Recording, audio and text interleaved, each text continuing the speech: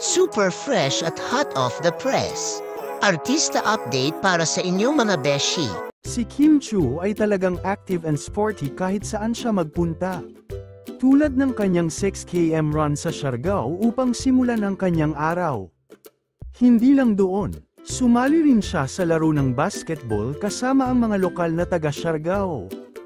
Patunay na ang kanyang aktibong pamumuhay ay bahagi na ng kanyang buhay.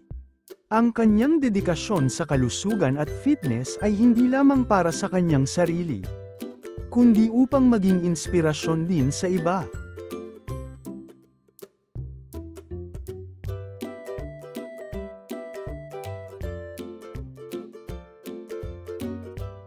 Kahanga-hanga talaga si Paolo Avellino dahil kahit na injured ang kanyang balikat, hindi siya tumitigil sa kanyang workout. Patuloy pa rin siyang nagpapakahirap para sa kanyang fitness goals.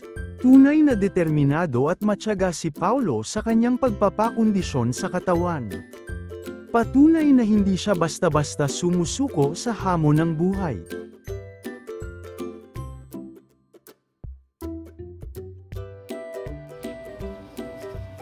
Happy birthday to me. Happy birthday to me. Happy birthday, happy birthday, happy birthday to you.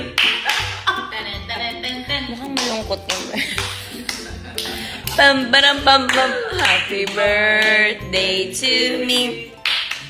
Happy birthday to me. Happy birthday.